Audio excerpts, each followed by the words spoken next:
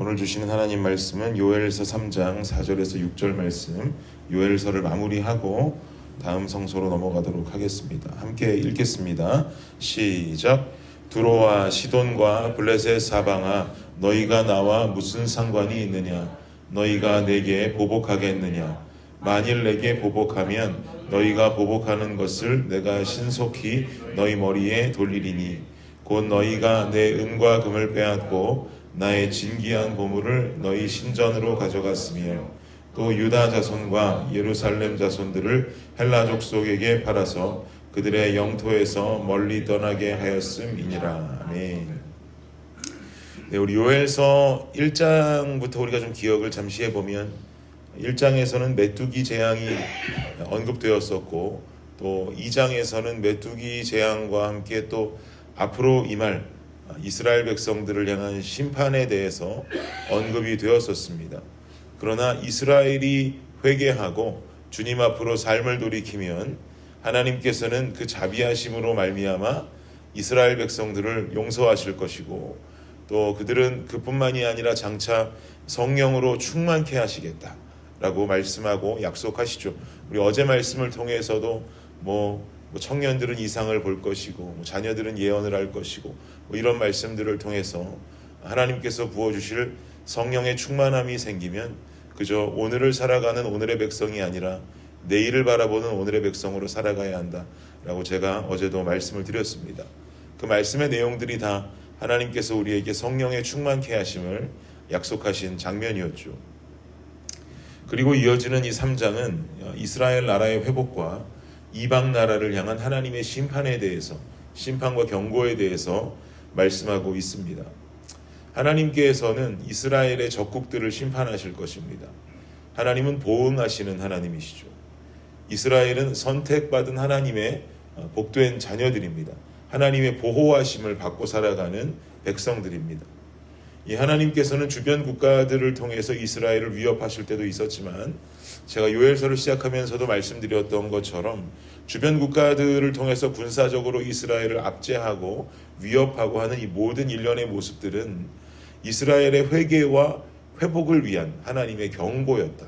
그러니까 결국은 그런 무서운 위기의 어떤 압제들이 다가온다 할지라도 주님은 이스라엘을 돌이키시려는, 유대 백성들을 하나님 앞으로 돌이키시려는 방편으로 사용했다라고 제가 말씀드렸었죠. 결국 사랑하는 이스라엘을 공격하고 못살게 구는 주변의 열방들은 하나님께 분명한 심판을 받게 될 것입니다. 우리 4절 말씀 보니까 두로와 시돈과 블레셋 사방아, 너희가 나와 무슨 상관이 있느냐? 너희가 내게 보복하겠느냐? 만일 내게 보복하면 너희가 보복하는 것을 내가 신속히 너희 머리에 돌리겠다. 여기서 말하는 두로와 시돈, 블레셋과도 같은 나라들은 여러분 잘 아시는 것처럼 이스라엘과는 오랜 숙적 관계에 있는 나라들입니다. 물론 이 나라들이 아수르나 바벨론처럼 엄청난 강대국은 아니었지만 이스라엘이 영적으로 좀 약한 모습을 보이고 할 때면 호시탐탐 이스라엘을 노리고 괴롭히고 침략하려고 하는 주변국들입니다. 그러니까 두로와 시돈과 블레셋 사방아, 너희가 나와 무슨 상관이 있느냐? 너희가 내게 보복하겠느냐? 만일 내게 보복하면 너희가 보복하는 것을 내가 신속히 너희 머리에 돌리겠다라고 하는 말은 내가 분명히 너희에게 이스라엘에 관한 것들을 복수해 주겠다. 그대로 되갚아 주겠다. 근데 이 헬라어 원문으로 보니까 그것을 너희들에게 아주 신속하게, 아주 빠르게 너희들에게 그 보복을 갚아주겠다라고 하는 의미가 됩니다. 여러분, 우리가 이런 장면들을 보노라면 이런 의문이 생기게 됩니다. 하나님은 도대체 왜 이스라엘을 선택하신 것일까? 이 수많은 땅의 수많은 백성들 중에서 왜 하나님은 과연 이 이스라엘을 선택하셨을까?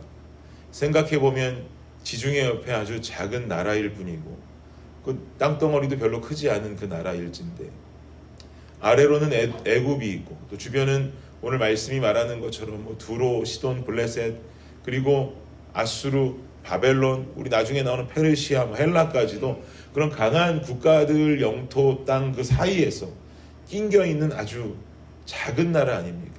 왜 이 이스라엘을 선택하셨냐 말이죠. 이스라엘은 참 가만 보면 꼭 우리 대한민국과도 비슷해요.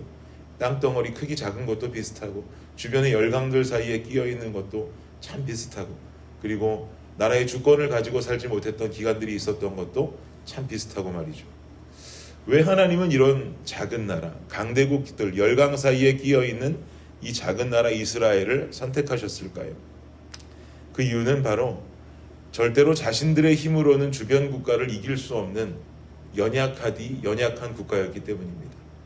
이런 연약한 국가가 가지고 있었던 단 한 가지의 강점이 있었는데 그 강점이 뭐냐면 하나님께서 그들의 편이시기 때문에 자신들의 힘을 의지하고 주변국과 싸우면 그들과 상대도 안 되는 국방력을 가지고 있는 국가일지 모르지만 하나님의 힘을 의지하고 싸우면 주변 열강들 사이에서도 언제나 승리를 거머쥘 수 있다는 것, 이것이 바로 이스라엘이라는 나라가 가지고 있는 유일한 강점이었던 것이죠. 하나님을 의지하면 주변 열강들 사이에서 어떤 나라와 전쟁을 해도 이길 수 있는 힘을 가지고 있었던 이런 비밀의 나라가 바로 이스라엘이었습니다.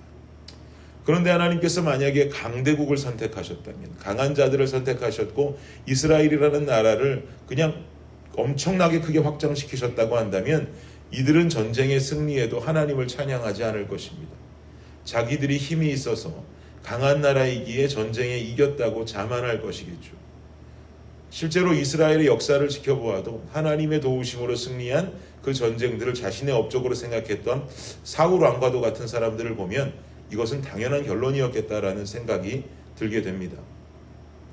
그래서 하나님께서는 작은 나라 이스라엘을 선택하신 것이고 하나님을 온전히 따르는 이스라엘 나라에게는 어떤 주변의 열강과의 전쟁을 통해서도 승리를 허락하셨습니다.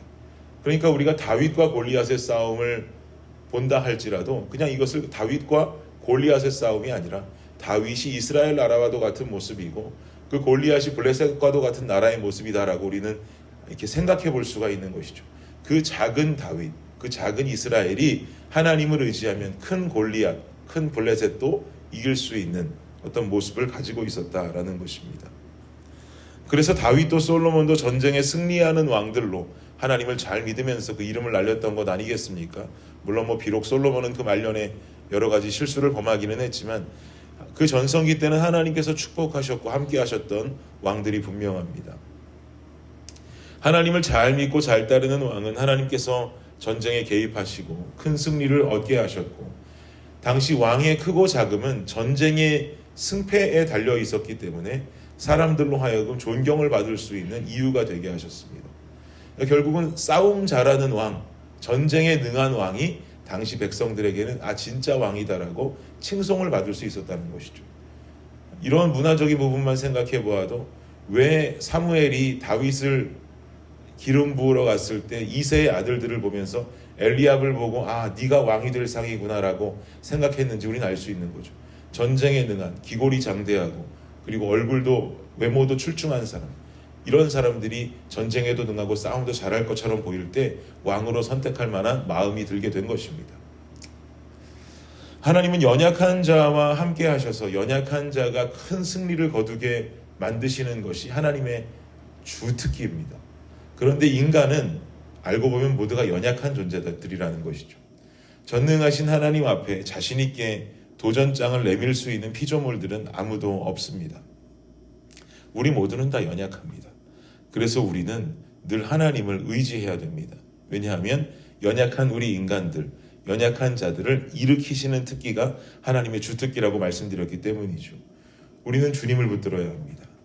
연약한 자를 사용하시고 하나님을 의지하면 승리하게 하시는 하나님을 우리는 반드시 누리면서 살아야 하는 것입니다. 그런데 여기서 한 가지, 하나님께서 연약한 이스라엘을 선택하시면서 이 이스라엘이 보여주기 원했던 중요한 사명이 한 가지가 있었습니다. 그 사명이 뭐냐면 이스라엘이 제사장적인 국가가 되기를 원하셨어요. 제사장이라고 하는 것은 공동체를 대표하는 자이고 또 본이 되는 삶을 살아가는 자들이죠. 그리고 하나님 중심대로 살아가는 자들입니다. 그리고 하나님을 백성들에게 알리는 사람이 바로 제사장이었습니다. 이스라엘이 하나님의 힘으로 전쟁에 승리한 것을 인정하고 마치 제사장들의 모습처럼 하나님을 그 전쟁의 승리로 인하여서 높이고 하나님을 하나님 되게 선포하고 그리고 이렇게 하나님의 하나님 되심을 선포하고 전달하는 이스라엘의 모습을 보고 온 주변 열방이 하나님을 바라보기 원하셨습니다. 이스라엘을 통해 하나님을 믿게 되고 이스라엘을 통해 하나님을 깨닫게 되기를 하나님께서는 이스라엘에게 원하셨습니다. 여러분, 그렇다면 우리는 오늘을 살아가면서 어떤 사명을 가지고 있을까요? 마찬가지죠.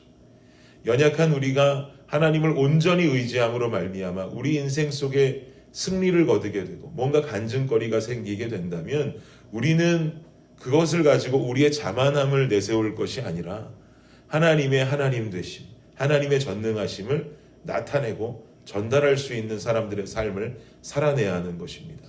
그리고 중요한 것은 주변에 믿지 않는 영혼들이 이스라엘을 통해 주변 열강이 하나님을 알게 되길 원하셨던 것처럼 우리의 삶을 통해 우리가 보여주는 하나님의 모습을 통해 주변에 믿지 않는 영혼들이 우리의 이 모습을 통해서 하나님의 위대하심을 깨닫게 되는 것, 이것이 바로 우리의 삶을 통해 보기 원하시는 하나님의 중요한 원함인 줄을 믿습니다.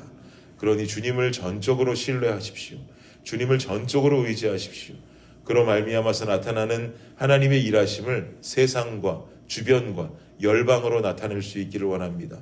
이것이 바로 주님께서 기뻐하시는 자의 삶입니다. 주님 기뻐하시는 오늘의 삶을 살아가시는 저와 여러분이 되시기를 예수님의 이름으로 축복합니다. 기도하겠습니다. 하나님 감사합니다. 주님께서는 힘없는 이스라엘을 도우셔서 승리하게 하기 원하셨고 또한 그 이스라엘의 승리하는 모습을 주변 열방들이 보고 이스라엘이 하나님을 높이고 하나님께서 우리의 승리의 원인 되신다라는 것을 높이는 그 장면들을 통해 주변 국가들이 하나님을 알게 되는 것을 원하셨습니다. 하나님, 우리의 삶을 돌아볼 때 주여 우리도 연약합니다. 연약한 자들과 함께 하시는 하나님, 연약한 자들과 함께 하시는 그 하나님으로 인해서 우리 삶에 일어나는 여러 간증과 은혜의 역사들을 그저 우리가 우연으로 치부하고 우리의 능력으로 치부하며 지나가는 자만한 삶이 아니라 주변으로 하나님의 역사하심이요 하나님의 일하심이라는 것을 알리고 주변에 믿지 않는 영혼들이 그 모습을 통해 하나님을 알게 되고 깨닫게 되는 은혜의 통로가 여기 모인 모든 우리 블레싱 성도들이 되게 하여 주시옵소서.